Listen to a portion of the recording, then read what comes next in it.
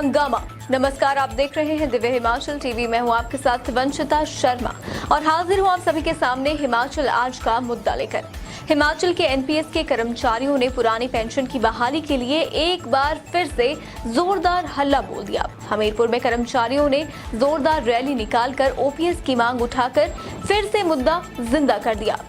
कैसी रही रैली और क्या क्या हुआ हमीरपुर में, हम पहाड़ी मेसी पर चर्चा कर रहे हैं राजेश शर्मा और ओंकार सिंह।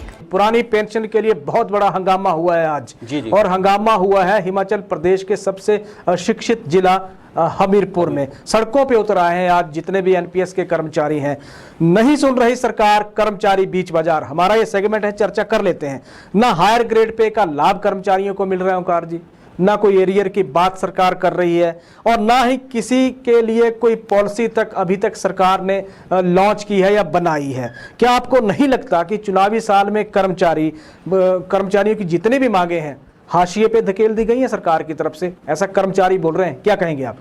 जी, आपने जिक्र किया हायर ग्रेड पे का और एरियर के भुगतान का। जी, तो इन दोनों ही बिंदुओं पे राजेश जी सरकार कह चुकी है कि समय आने पे खुशखबरी दी जाएगी। समय नहीं है ओंकार जी, समय कब आएगा ये सरकार जाने। और कर्मचारी एसोसिएशन जो है उनके बड़े जो नेता होते हैं उनको पता हो सकता है। दूसरी बात है कर्मचारियों के लिए नीति बनाने की, तो इसमें भी कई दौर की मीटिंगें पूर्व में हो चुकी हैं। निर्णय आने इनमें बाकी हैं। निर्णय कब आएंगे ये भी सरकार को मालूम है। और जहां तक कर्मचारियों की अन्य मांगों का प्रश्न है तो सभी जानते हैं कि सरकार अपने कार्यकाल के अंतिम महीनों में कैसे काम करती है। ये नई व्यवस्था नहीं है, पुराने से पुराने भी आप एक इतिहास खंगालेंगे तो सरकार के जब अंतिम कार्यकाल के अंतिम महीने होते हैं तो कुछ सरकारें जो हैं वो कर्मचारियों को इस वक्त साधना शुरू कर देती हैं। पर अभी ये जो वर्तमान सरकार है इसमें हमें लगता है कि शायद इन्होंने ज्यादा समय ले लिया है। कर्मचारी कह रहे हैं टालमटोल की स्थिति है। बिल्कुल बिल्कुल, लेकिन कर्मचारी भी अब खुल के सामने आ गए, खुल के सामने आ गए। आज हमीरपुर में एनपीएस के कर्मचारियों ने हल्ला बोल दिया है, क्या जानकारी है? बिल्कुल राजेश जी, 3 मार्च का दिन सभी को याद है कि शिमला में देर रात जो है एनपीएस एसोसिएशन के कर्मचारियों को पुलिस ने किस तरह धुना था। उस प्रदर्शन और संघर्ष को एनपीएस कर्मचारी फिर जिंदा कर रहे हैं। वो डरे नहीं है सरकार की धमकी से। एनपीएस के संघर्ष का दूसरा चरण जो है वो आपको मालूम होना चाहिए कि किन्नौर से शुरू हुआ था। इसके बाद चंबा में इन्होंने एनपीएस एसोसिएशन के कर्मचारियों ने बहुत बड़ी वहां रैली की। उसके बाद आज हमीरपुर शहर में इन्होंने इस तरह से हल्ला मचाया, इस तरह से अपनी आवाज बुलंद की है कि शायद वो सरकार के कान तक पहुंची होगी। और हमीरपुर के बाद राजेश जी ये इनका रुख है सोलन का। तो सोलन के बाद जो ये संदेश जाएगा पूरे प्रदेश में जाएगा। पूरे प्रदेश के जितने भी जिला हैं उनके मुख्यालयों में ये प्रदर्शन कर रहे हैं और बाकायदा चेतावनी दी जा रही है कि मानसून सत्र में सरकार हंगामा नहीं चाहती है तो ओपीएस को बहाल किए जाए। अब सरकार क्या चाहती है ये राजेश जी सरकार जाने। सरकार जाने सरकार क्या चाहती है, लेकिन कर्मचारी पुरानी पेंशन ये चाहते हैं कि उसको बहाल करिए। तब तक हम शांत बैठने वाले नहीं है। टाउन हॉल से आज इन्होंने शुरुआत की अपने आंदोलन की ओंकार जी। पूरे शहर के से गुजरते हुए माल रोड, हमीरपुर से गुजरते हुए ये गांधी चौक पे पहुंचे। पूरे बाजार में रैली इन्होंने शानदार एक निकाली। सरकार के खिलाफ एक तरह से नारेबाजी हुई जिसमें पुरानी पेंशन की बहाली की सरकार से इन्होंने मांग की। मुख्यमंत्री जयराम ठाकुर से इन्होंने मांग उठाई। एक पक्ष तो हो गया ये। दूसरी बात अगर हम कहें तो एनपीएस कर्मचारियों की चाहे सरकार फिलहाल सुन नहीं रही है ऐसा लग रहा है, लेकिन ये जो कर्मचारी एनपीएस एसोसिएशन से जितने भी कर्मचारी जुड़े हैं ये पुरानी पेंशन बहाली की मांग को लेकर आपको ये देखिए कि लोगों को जा जाकर सुना रहे हैं कि सरकार देखिए हमारे साथ कितना बड़ा अन्याय कर रही है। चुनावी साल हिमाचल प्रदेश में है और आप ये देखिए कि ये माहौल जिस तरह का बना रहे हैं, क्या सरकार को लग नहीं रहा है या सरकार को सुननी नहीं चाहिए या सरकार को कोई कदम उठाना नहीं चाहिए? सरकार को इनसे बातचीत नहीं करनी चाहिए कि मिल बैठ के दोनों पक्ष आपस में बात कर लें कि भाई कर्मचारी तो सीधा कह चुके कि हमें पुरानी पेंशन की बहाली के अलावा कुछ नहीं चाहिए। आपको क्या लगता है कि ये क्या कहेंगे इस तरह का माहौल जिस तरह का ये चुनावी साल में बनने जा रहा है? बिल्कुल राजेश जी, कर्मचारी हर शहर में है और अब तो एनपीएस कर्मचारी जो है 90% कर्मचारी एनपीएस एसोसिएशन से जुड़े हुए हैं। इन कर्मचारियों के परिवार और रिश्तेदार सबके सब जान रहे हैं कि सरकार ने उनकी बात नहीं सुनी है। सही है। और ये जोर जोर से चिल्ला चिल्ला के बोल रहे हैं, हर आदमी को, हर आम और खास को बता रहे हैं कि सरकार हमारी बात नहीं सुन रही है।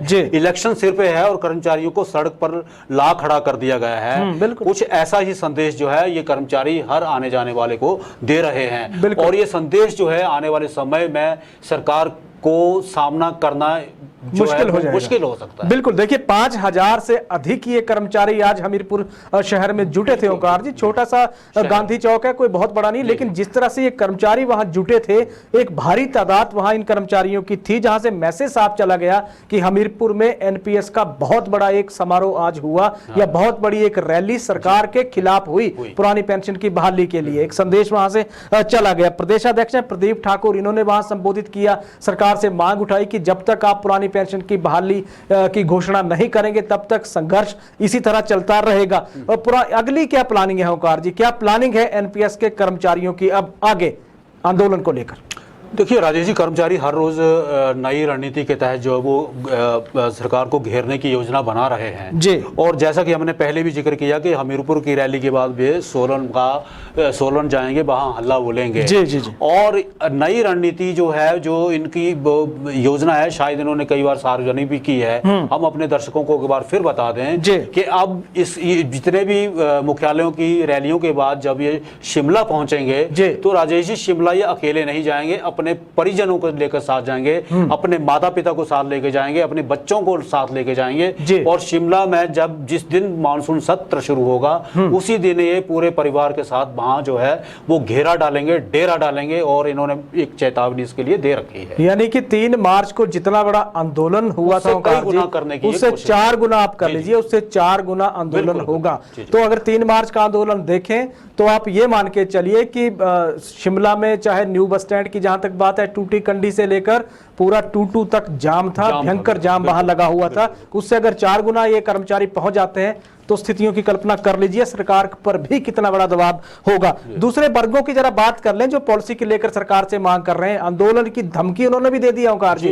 आउटसोर्स के कर्मचारी उसमें हैं, एसएमसी के कर्मचारी उसमें हैं, कंप्यूटर शिक्षक उनके साथ जुड़ गए हैं जो भी पॉलिसी की मांग कर रहे हैं, पंचायत चौकीदार हैं, और फिर होमगार्ड के जवान हैं। ये कह रहे हैं कि आप हमारे लिए पॉलिसी बनाइए। लेकिन अभी क्या लग रहा है आपको, सरकार पॉलिसी बना देगी? इतना आसान रहेगा सरकार के लिए भी पॉलिसी बनाना, यानी कर्मचारियों को सिर्फ इंतजार इनके हिस्से आएगा? क्या कहेंगे राजेश जी? जो आपने अंतिम लाइन कही कि कर्मचारियों के हिस्से में इंतजार ही आएगा जी, हम अपने दर्शकों को ये तो एश्योर नहीं कर सकते हैं कि इंतजार ही आएगा। अगर इंतजार ही आता है तो एक बड़ी दुर्भाग्यपूर्ण स्थिति होगी जी, जब सरकार अब जो है वो एक चुनावी मोड में है जी, ठीक है, इसमें बिल्कुल व्यस्त हो चुकी है और खजाना एक तरह से राजेश जी खाली है।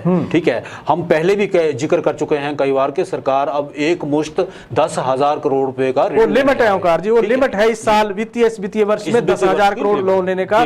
1,000 करोड़ का लोन सरकार लेने जा रही है, ये तय है। हाँ, ये तय है। और इलेक्शन से पहले अगर कोई किस्त इनको मिल जाती है तो हो सकता है कि जिन वर्गों का आपने जिक्र किया जिसमें होमगार्ड हैं और दूसरे वर्ग हैं तो उनको शायद कुछ मिल सकता है। एक और वर्ग है ओंकार जी, वो है जिला परिषद कैडर के जो कर्मचारी जितने भी है, 4,700 कर्मचारी, जिनको अब देखिए मुख्यमंत्री जयराम ठाकुर ने घोषणा कर दी है उनके मर्जर की, लेकिन घोषणा अभी तक हुई नहीं है। वित्त विभाग के पास इनकी फाइल लटकी हुई है और इन कर्मचारियों ने आज गेट आंदोलन एक मीटिंग करके जिसमें अगली रूपरेखा बनाई है। सरकार को 15 दिन का अल्टीमेटम इन कर्मचारियों ने दिया है, 15 दिन के भीतर वो आदेश हमारे आप कर दीजिए, नहीं तो फिर ये इन्होंने भी पेन डाउन स्ट्राइक की चेतावनी सरकार को दे दी है। तो मोर्चे सरकार के खिलाफ भी बहुत सारे खुल गए हैं ओंकार जी।